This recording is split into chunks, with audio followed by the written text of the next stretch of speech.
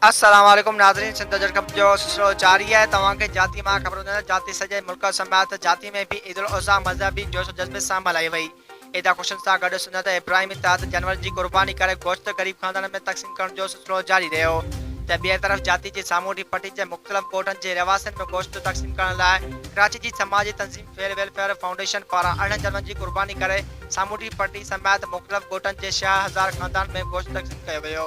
क़ुर्बानी जो गोश्त तक़सीम करण दौरान फेयर वेलफेयर फाउंडेशन जे चेयरपर्सन नफ़ीसा इक़बाल ज़िंदानी ऐं हारून सिंधी सहाफ़ियुनि सां ॻाल्हाईंदे चयो त जाती जी साहेली पट्टी जिते बुनियादी सहूलियतुनि जे खोट 20 सालनि खां मुसलसल पानी जी खोट जे करे हितां छा रहवासी तंगदस्ती वारी ज़िंदगी गुज़ारे रहिया आहिनि।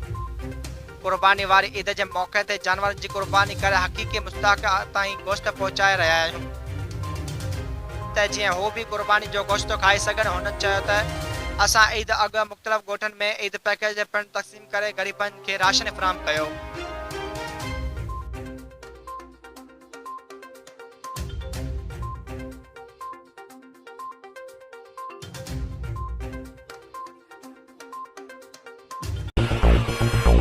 वधीक ख़बरूं ॾिसण लाइ विज़िट कंदा असांजी वेबसाइट www.sindhajraknews.com।